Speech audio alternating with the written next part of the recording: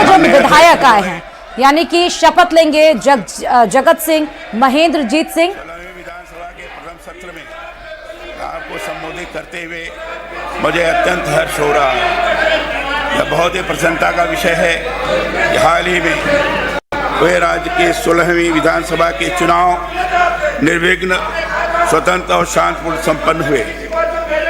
मैं प्रदेश की जनता को इस चुनाव में अब तक के सर्वाधिक मतदान एवं प्रचंड बहुमत के साथ जनादेश देने के लिए हार्दिक बधाई और धन्यवाद देता हूं। मैं समस्त नवनिर्वाचित विधायकों को शुभकामनाएं देता हूं तथा आशा करता हूं कि माननीय सदस्य राजस्थान के विकास से संबंधित मुद्दों को विधानसभा में प्रभावी ढंग से रखकर प्रदेश के सर्वांगीण एवं चहुमुखी विकास में अपना सक्रिय योगदान देंगे। मैं समस्त माननीय सदस्यों का अभिनंदन करता हूं तथा सदन के माध्यम से माननीय सदस्यों एवं प्रदेशवासियों को नव वर्ष 2024 की हार्दिक शुभकामनाएं देता हूं। राजस्थान में लोकतंत्र की प्राचीन परंपरा रही है। हमारे प्रदेशवासी समय समय पर ऐतिहासिक निर्णय कर लोकतंत्र की परिपक्वता का संदेश देते रहे हैं। इस बार भी राजस्थान की आवाम के 75.45% रिकॉर्ड मतदान कर एक अनूठा कीर्तिमान रचा, जो परिपक्व लोकतंत्र की निशानी है तथा संसदीय लोकतंत्र को मजबूत करने का अनुपम कार्य है। प्रसन्नता की बात है कि आज़ादी के अमृत महोत्सव के उल्लास के साथ लोगों ने लोकतंत्र के उत्सव में बढ़ चढ़कर भाग लिया और राष्ट्र प्रथम के संकल्प पर विश्वास जताकर प्रदेश में पूर्ण बहुमत की सरकार बनाई। इससे पूर्व की सरकार अपने अंतर्विरोधों और अहम की लड़ाई में व्यस्त रहने के कारण प्रदेश की विकासोन्मुखी नीति बनाने एवं निर्णय लेने में कामयाब नहीं हो पाई। फलस्वरूप जनता की आकांक्षाओं पर खरी नहीं उतर सकी। दुर्भाग्य से विगत सरकार के 5 वर्ष के कार्यकाल में परस्पर अंतर विरोध और खींचतान के कारण शासन की गाड़ी बेपटरी ही बनी रही। लेकिन अब यह पूर्ण बहुमत एवं डबल इंजन की सुस्थिर सरकार राज्य में विकास के नए कीर्तिमान स्थापित कर न केवल नए राजस्थान का निर्माण करेगी, अपितु विकसित राजस्थान और विकसित भारत 2047 के संकल्प को साकार करेगी। सबका साथ, सबका विकास, सबका विश्वास और सबका प्रयास हमारी सरकार का मूल मंत्र है। राजस्थान की स्वाभिमानी जनता ने पुरजोर ढंग से प्रधानमंत्री श्री नरेंद्र मोदी जी की गारंटियों पर विश्वास जताकर वर्तमान सरकार को शासन की बागडोर सौंपी है। मैं जनता द्वारा किए गए इस विवेकपूर्ण एवं ऐतिहासिक निर्णय की सराहना करता हूं। परिवर्तन संकल्प यात्रा, जन आक्रोश यात्रा एवं नहीं सहेगा राजस्थान जैसे अभियानों के माध्यम से सत्ता में हुए परिवर्तन राजस्थान को अस्थिरता और अराजकता के अंधकार से सुशासन के प्रकाश की ओर ले जाकर विकसित, शिक्षित एवं खुशहाल राजस्थान की परिकल्पना को पूरा करेगा। चुनावी यात्राओं और जनसभाओं के दौरान जनता से किए गए वायदे वर्तमान सरकार के संकल्प पत्र का अहम हिस्सा है। इसे पूरा करने के लिए हमारी सरकार कटिबद्ध है। मुझे विश्वास है कि अब खुशहाली, समृद्ध और मजबूती के साथ आपनों अग्रणी राजस्थान का संकल्प जमीन पर साकार होगा। इस वर्ष हमने राजस्थान की राजनीति के अजात शत्रु पूर्व उपराष्ट्रपति स्वर्गीय श्री भैरव सिंह शेखावत की जन्म शताब्दी मनाई, जिन्होंने देश में पहली बार पंडित दीनदयाल उपाध्याय के दर्शन और विचारों पर आधारित अंत्योदय योजना को जमीनी स्तर पर लागू करने का काम किया, जिससे सरकार के खजाने में गरीब तथा वंचित वर्ग की भागीदारी सुनिश्चित हुई। गरीब कल्याण की यह अनूठी योजना कालांतर में अलग अलग रूप में देश भर के प्रदेशों में लागू की गई। माननीय भैरव सिंह जी के गरीब कल्याण के मौलिक विचारों को देखते हुए विश्व बैंक के तत्कालीन अध्यक्ष रॉबर्ट मैकनामारा ने इसीलिए भैरव सिंह जी को भारत के रॉकफेलर की संज्ञा दी थी। यह वर्ष देश के पूर्व प्रधानमंत्री भारत रत्न स्वर्गीय श्री अटल बिहारी वाजपेयी जी का जन्म शताब्दी वर्ष भी है। अटल जी ने देश में न केवल सुशासन की नींव रखी, अपितु सड़क जोड़ो और नदी जोड़ो जैसे विशाल संकल्पनाओं को मूर्त रूप देकर भारत की तस्वीर और तकदीर बदलने का काम भी किया।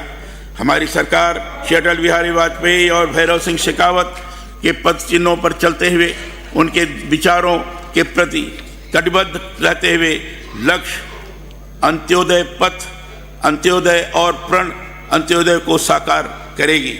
हमारी सरकार का यह नीतिगत निर्णय है कि विगत सरकार द्वारा संचालित जन कल्याण की योजनाओं को बंद नहीं किया जाएगा, लेकिन चुनावी वैतरणी पार करने के उद्देश्य से अपने कार्यकाल में आखिरी समय में बिना बस्ती प्रावधानों के आनन फानन में घोषित की गई इन तथाकथित कल्याणकारी योजनाओं की समीक्षा अवश्य की जाएगी।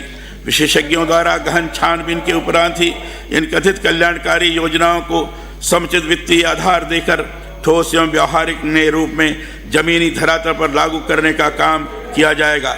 इसे लोकतंत्र का असली उद्देश्य जनता के द्वारा और जनता के लिए शासन सार्थक होगा और केवल भ्रामक प्रचार के बजाय सचमुच में जनता का सेवा कार्य सुनिश्चित हो सकेगा। माननीय सदस्यगण, विगत सरकार की विवेकपूर्ण नीतियों, अदूरदर्शी निर्णयों तथा आर्थिक कुप्रबंधन ने बीते 5 वर्षों में राजस्थान को आर्थिक आपातकाल की ओर अग्रसर किया है, जिसके फलस्वरूप राजस्थान पुनः बीमारू और सबसे ज़्यादा कर्जदार राज्य की श्रेणी में आ गया है। भारत के नियंत्रक एवं महालेखा परीक्षक प्रतिवेदन वित्त लेखे वर्ष 2018-19 के अनुसार 31 मार्च 2019 को राज्य पर रुपये 3,11,374 करोड़ का ऋण भार था एवं प्रति व्यक्ति ऋण भार रुपये 40,300 था।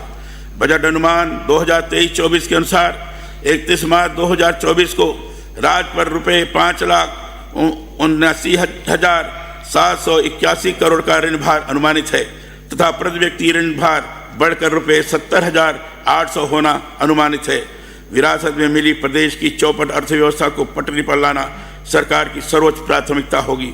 प्रदेश में ईज ऑफ डूइंग बिजनेस के माहौल को और अधिक अनुकूल बनाकर आर्थिक प्रगति का मार्ग प्रशस्त किया जाएगा। राजस्थान के आर्थिक सशक्तिकरण के लिए Rajasthan economic revival task force की स्थापना की जाएगी, जो प्रदेश के भविष्य के मजबूत अर्थतंत्र के लिए रोड मैप तैयार करेगी। विगत 5 वर्षों में राजस्थान में विद्युत विभाग की घोर लापरवाही, अकर्मण्यता व संस्थागत भ्रष्टाचार के कारण प्रदेश के ग्रामीण एवं शहरी क्षेत्रों में आम जन किसान विद्युत कटौती का लगातार दंश झेलने को मजबूर रहे। आम जन में अंधेर नगरी चौपट राजा की कहावत चरितार्थ होती रही।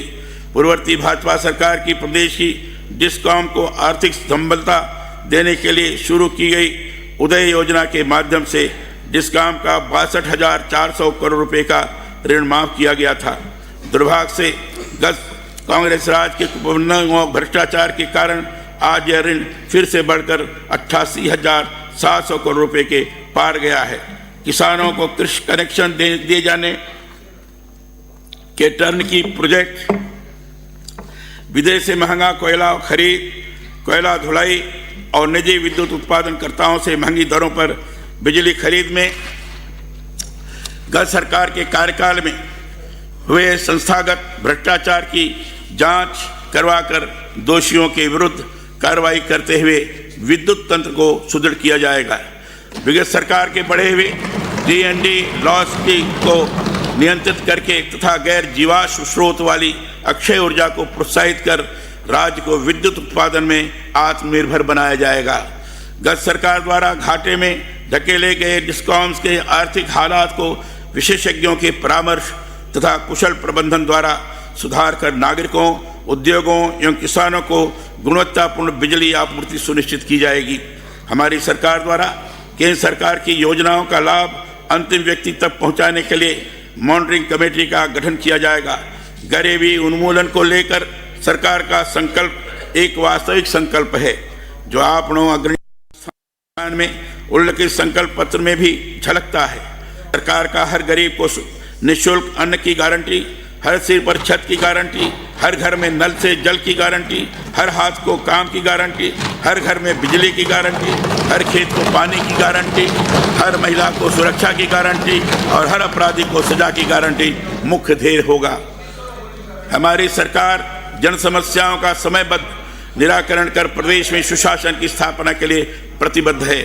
इसके लिए ब्लॉक स्तर पर जनता दरबार के माध्यम से प्रभावी जन सुनवाई सुनिश्चित की जाएगी और आम जन की समस्याओं का निस्तारण प्रशासन की पहली इकाई पर ही किया जाएगा।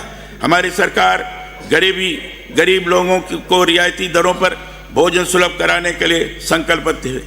इस उद्देश्य से प्रदेश में संचालित इंदिरा रसोई के स्थान पर अब अन्नपूर्णा रसोई योजना का शुभारंभ किया जा चुका है। आपको यह जानकर खुशी होगी कि श्री अन्नपूर्णा रसोई में अब मिलेट श्री अन्न को भी शामिल करने का निर्णय लिया गया है। श्री अन्नपूर्णा रसोई में खाद्य पदार्थों का वजन अब 450 ग्राम से बढ़ाकर 600 ग्राम कर दिया गया है, जिससे मेहनत मजदूरी करने वाले हमारे श्रमिक भाई बहनों को पर्याप्त कैलोरी का पोषण मिल सकेगा। मुझे ये बताते हुए अत्यंत खुशी है कि हमारी सरकार ने गरीब वर्ग की माताओं बहनों के प्रति अपने संकल्प को पूरा करते हुए 1 जनवरी 2024 से मात्र 450 रुपये में गैस सिलेंडर देने की घोषणा को मूर्त रूप दे दिया है। हमारी सरकार महिलाओं को सर्वांगीण रूप से आत्मनिर्भर बनाने एवं महिला सशक्तिकरण के लिए कटिबद्ध है। राजस्थान की जीडीपी में कृषि क्षेत्र का योगदान लगभग 30% है। हमारे किसान अन्नदाता हैं, उनको आर्थिक संबल प्रदान करने और सशक्त बनाने के लिए हमारी सरकार प्रतिबद्ध है। आंकड़ों अग्रणी राजस्थान के संकल्प को पूरा करने के लिए प्रधानमंत्री किसान सम्मान निधि की राशि को दुगना कर अब 12,000 रुपये प्रतिवर्ष करने की प्रस्तावित योजना हमारे किसान भाइयों के लिए बहुत बड़ा संबल होगा। गेहूं उत्पादन में देश में राजस्थान का प्रमुख स्थान है। किसान भाइयों की फसल का सही दाम सुनिश्चित करने के लिए केंद्र सरकार द्वारा निर्धारित गेहूं की एमएसपी के ऊपर राज्य सरकार बोनस देकर 2,700 रुपये प्रति क्विंटल पर गेहूं खरीदने की योजना बनाएगी। भारत विश्व में सबसे ज़्यादा बाजरा यानी मिलेट श्री अन्न उत्पादन करने वाला देश है। इसमें भी राजस्थान देश में सिरमौर है। माननीय प्रधानमंत्री श्री नरेंद्र मोदी जी की प्रेरणा से संयुक्त राष्ट्र संघ द्वारा वर्ष 2023 को अंतर्राष्ट्रीय मिलेट श्री अन्न वर्ष घोषित किया गया है। इस मिलेट क्रांति के फलस्वरूप अब हमारे ज्वार बाजरे को देश दुनिया में सबसे लोकप्रिय खाद्यान्न के रूप में पहचाने जाने लगा है। गत सरकार द्वारा किसानों के कर्ज माफी को लेकर बड़े बड़े दावे किए गए। कल्ला कमेटी बनाई गई, कृषकों की ऋण माफी हेतु वन टाइम सेटलमेंट करने की बात कही गई, लेकिन सरकार ने वादा खिलाफी करते हुए किसानों के कर्ज माफी के स्थान पर 19,000 से ज़्यादा किसानों की जमीनें कुर्क भी की गई। अत्यंत दुख का विषय है कि विगत सरकार की इस दोषपूर्ण कृषक नीति के कारण हमारे कई किसान भाई आत्महत्या करने तक को मजबूर हुए। किसान भाइयों के हितों की रक्षा वर्तमान सरकार की सर्वोच्च प्राथमिकता है। पिछली सरकार के कार्यकाल में जिन किसानों की जमीनें नीलाम हुई थी, उनको बिना विलंब किए उचित एवं सम्मानजनक मुआवजा देने के लिए व्यावहारिक मुआवजा नीति निर्धारित की जाएगी। किसान भाइयों को खाद बीज से लेकर बाजार तक किसी तरह की परेशानी का सामना नहीं करना पड़े, इसके लिए प्रदेश में सुगम व्यवस्था तैयार की जाएगी। उर्वरकों की जमाखोरी एवं कालाबाजारी रोकने के लिए fertiliser distribution regulatory task force का गठन किया जाएगा। पूर्वी राजस्थान के 13 जिलों में पेयजल उपलब्धता और 2 लाख हेक्टेयर क्षेत्र में सिंचाई सुविधा उपलब्ध कराने के उद्देश्य से पूर्ववर्ती भाजपा सरकार के समय ईस्टर्न राजस्थान कैनाल परियोजना ERCP की DPR तैयार की गई थी, लेकिन इस पर गत सरकार ने ठोस कार्य करने की बजाय इस परियोजना पर केवल राजनीति करने का काम किया। गत कांग्रेस सरकार द्वारा 23 जनवरी 2023 को महामहिम राज्यपाल के अभिभाषण के पैरा 170 में ईस्टर्न राजस्थान कैनाल परियोजना ERCP को वर्ष 2051 तक पूरा करने की बात कही गई थी, जो इस बात का द्योतक है कि सरकार 28 वर्षों तक इस योजना को लटकाना भटकाना चाहती थी। इतने लंबे अरसे में तो 2-2 पीढ़ियां तक बदल जाती हैं। हमारी सरकार ERCP को पूर्वी राजस्थान की जीवन रेखा के रूप में विकसित करेगी और इस योजना का क्रियान्वयन मिशन मोड पर त्वरित गति से किया जाएगा। अब राजस्थान व मध्य प्रदेश दोनों राज्यों में डबल इंजन की सरकार आने से ईआरसीपी के संबंध में एमओयू कर परियोजना को शीघ्र अतिशीघ्र मूर्त रूप दिया जाना आसान होगा। माननीय सदस्यगण, विगत सरकार के समूचे कार्यकाल के दौरान पेपर लीक माफिया सक्रिय रहा, जिसके कारण लाखों प्रतिभावान युवाओं का भविष्य अंधकार में बन गया। स्थिति यहाँ तक बिगड़ी कि भर्ती परीक्षाओं में दिन प्रतिदिन पेपर लीक होते रहे एवं पारदर्शिता समाप्त हो गई। पेपर लीक घोटालों के मुख्य सरगनाओं को गत सरकार पर्दे के सामने लाने में विफल रही। पूरे 5 साल तक प्रदेश के युवाओं में निराशा, असंतोष एवं आक्रोश व्याप्त रहा। हमारी सरकार ने निर्णय कर पेपर लीक मामलों की कड़ी जांच हेतु एसआईटी का गठन कर दिया है। साथ ही अब भर्ती परीक्षाओं की मॉनिटरिंग मुख्य सचिव और डीजीपी लेवल के अधिकारियों से करवाने तथा नकल माफियाओं के खिलाफ केस ऑफिसर स्कीम के तहत मुकदमा चलाने का फैसला लिया गया है। हमारी सरकार भ्रष्टाचार और माफिया राज का अंत करने के लिए संकल्पशील है। प्रदेश के युवाओं में हताशा और अवसाद के कारण आत्महत्या के बढ़ते हुए मामले चिंता का विषय है। युवाओं की काउंसलिंग और मार्गदर्शन के माध्यम से उनको तनावपूर्ण स्थिति से बाहर डालने या उनकी ऊर्जा का रचनात्मक कार्यों में उपयोग करने के लिए प्रदेश के प्रमुख शहरों में युवा साथी केंद्र स्थापित किए जाएंगे। हमारी सरकार प्रदेश के समस्त विद्यार्थियों को पूर्णतः आश्वस्त करती है कि प्रदेश में अब ना तो नौकरी की लूट होगी और ना ही पेपर लीक होगा। विद्यार्थियों को केजी से पीजी यानी प्राथमिक विद्यालय से विश्वविद्यालय तक की मुफ्त गुणवत्तापूर्ण शिक्षा देने की गारंटी सरकार के संकल्प पत्र में निहित है, जिसे समयबद्ध रूप से पूरा किया जाएगा। भ्रष्टाचार और अपराध मुक्त राजस्थान बनाना वर्तमान डबल इंजन की सरकार का प्रमुख लक्ष्य है। इस शांतिपूर्ण प्रदेश में कानून का शासन सुनिश्चित करने में यह सरकार कोई कोर कसर नहीं छोड़ेगी। इस क्रम में सरकार ने सत्ता की बागडोर संभालते ही अहम निर्णय लेते हुए एक्शन मोड पर कार्य शुरू कर दिया है। परिणाम स्वरूप करीब 10,000 अपराधियों के विरुद्ध कानून सम्मत कार्रवाई की गई है। पूर्ववर्ती सरकार की नीतियों के कारण विगत 5 वर्षों में प्रदेश में भ्रष्टाचार चरम पर रहा। विभिन्न विभागों में यथा जल जीवन मिशन, सूचना प्रौद्योगिकी एवं संचार विभाग में सोना एवं नकदी की बरामदगी, बायोफ्यूल प्राधिकरण जैसे हर विभाग में भ्रष्टाचार को शह मिली। प्रदेश में पनप रहे भ्रष्टाचार को रोकने की जिम्मेदारी राज्य सरकार की थी, लेकिन उस पर अंकुश लगाने की बजाय राज्य की पूर्ववर्ती सरकार ने भ्रष्टाचार के सीबीआई को अनुसंधान की सामान्य स्वीकृति न देने से जैसे अनुचित निर्णय लिए, जिससे विदित है कि राज्य सरकार की भ्रष्टाचार को रोकने की कोई मंशा नहीं थी। इससे भ्रष्टाचार को प्रोत्साहन मिला। एसीबी की जांच में सजा योग्य पाए गए प्रकरणों में भी पूर्ववर्ती सरकार ने न तो कोई ठोस कार्रवाई की और न ही अभियोजन स्वीकृति प्रदान की। हमारी सरकार ने भ्रष्टाचार पर मजबूत प्रहार करने की दिशा में दृढ़ इच्छा शक्ति से निर्णय लेते हुए प्रदेश में भ्रष्टाचार के प्रकरणों में सीबीआई द्वारा अनुसंधान की शक्तियां बहाल कर दी है। प्रदेश में भ्रष्टाचार पर अंकुश के लिए आगे भी ठोस एवं कड़े निर्णय किए जाएंगे। राजस्थान में कानून व्यवस्था को पटरी पर लाने और प्रदेश में परिशांति कायम करने के लिए एंटी गैंगस्टर टास्क फोर्स का गठन किया गया है तथा प्रदेश में बढ़ते हुए साइबर अपराधों की रोकथाम के लिए साइबर सुरक्षा रणनीति तैयार कर प्रभावी रूप में क्रियान्वित करने हेतु कवायद शुरू कर दी गई है। राजस्थान में गत सरकार ने महिला उत्पीड़न और दुष्कर्म के मामले बड़े पैमाने पर सामने आए, जिससे राजस्थान महिला दुष्कर्म के मामले में देश भर में पहला पायदान पर रहा।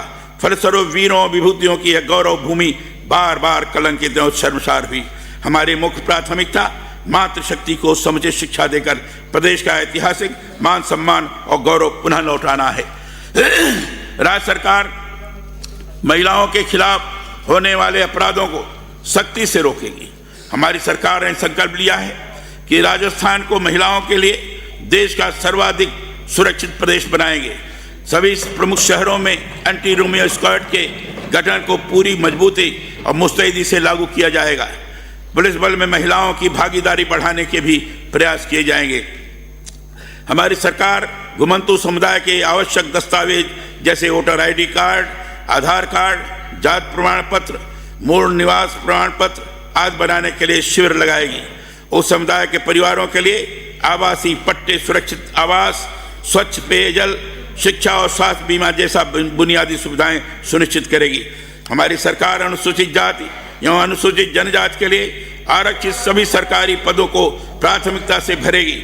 हम केंद्र सरकार के साथ मिलकर नमस्ते योजना के अंतर्गत सभी मैनुअल स्किलिंग से जुड़े हुए मजदूरों के पुनः रोजगार के लिए प्रशिक्षण अथवा स्वरोजगार के लिए वित्तीय सहायता प्रदान करेंगे। माननीय सदस्यगण, मैं इस पर आपको यह विश्वास दिलाता हूं कि सरकार सबको साथ लेकर विकसित राजस्थान के निर्माण के लिए पूर्ण रूप से प्रतिबद्ध है। राज्य सरकार महिलाओं एवं बच्चियों की सुरक्षा तथा उनका मान सम्मान बनाए रखने के लिए कोई कोर कसर नहीं छोड़ेगी। हमारी सरकार प्रदेश में सबको साथ लेकर गांधी जी की राम राज्य और स्वराज की संकल्पना को मूर्त रूप प्रदान करेगी। प्रदेश में कानून के शासन और सुशासन को मजबूती के साथ स्थापित किया जाएगा।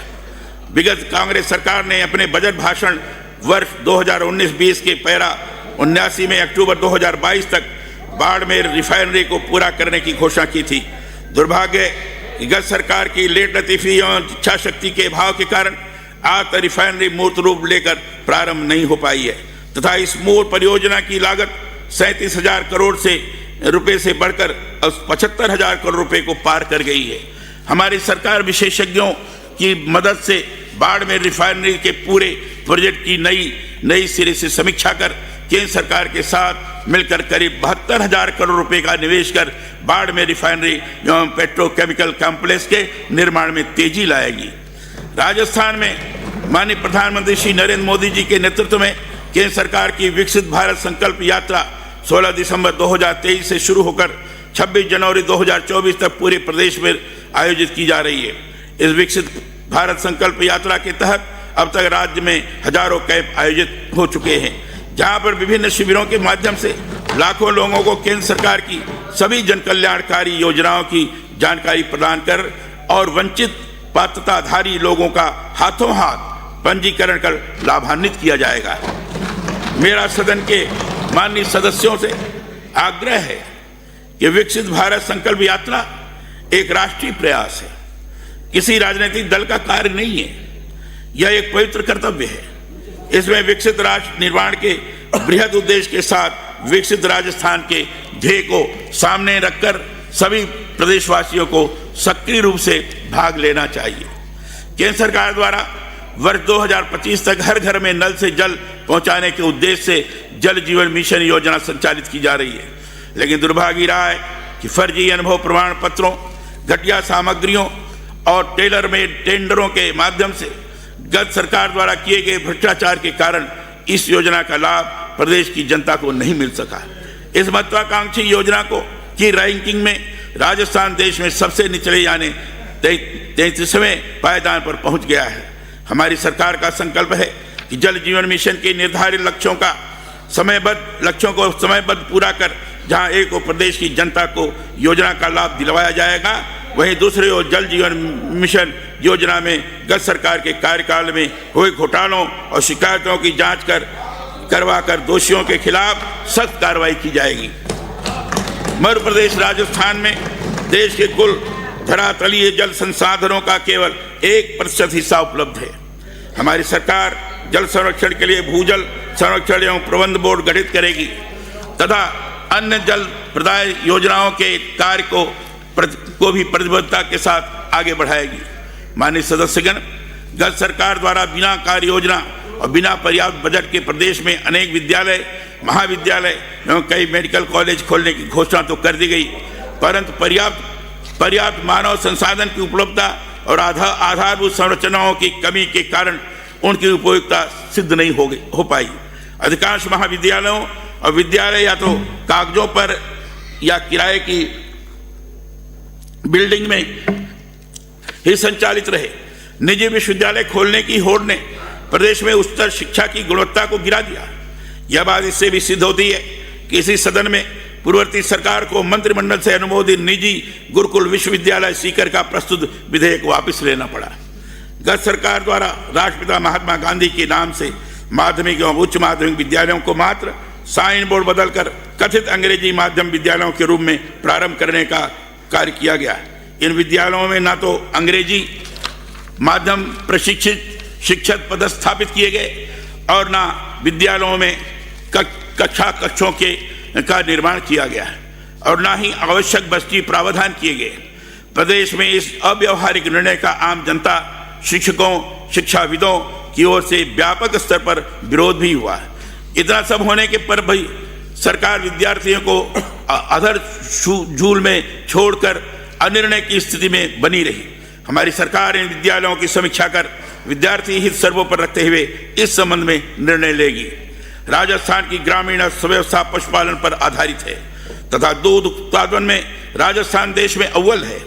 गत सरकार ने अपने कार्यकाल के 4 साल तक पूर्ववर्ती भाजपा सरकार द्वारा संचालित पशु बीमा योजना को बंद कर दिया था, जिसे लंपी वायरस के प्रकोप के बाद मजबूरीवश अंतिम वर्ष में आधे अधूरे ढंग से लागू किया। फलस्वरूप गत सरकार के कार्यकाल में पशु बीमा योजना का लाभ पशुपालकों को नहीं मिल सका। सरकार लंपी महामारी के दौरान पशु चिकित्सा प्रबंधन में पूर्णतया विफल रही तथा काल कवलित पशुधन के मालिकों को पर्याप्त मुआवजा भी नहीं दे पाई। गत सरकार द्वारा प्रत्येक पंचायत समिति पर नंदीशाला खोलने की घोषणा की गई। दुर्भाग्य से यह घोषणा धरातल पर लागू नहीं हो सकी, जो इस बात का प्रमाण है कि गोधन की सार संभाल के प्रति भी सरकार निष्क्रिय और असंवेदनशील रही। हमारी सरकार गोमाता के संरक्षण और संवर्धन नई नीति बनाएगी।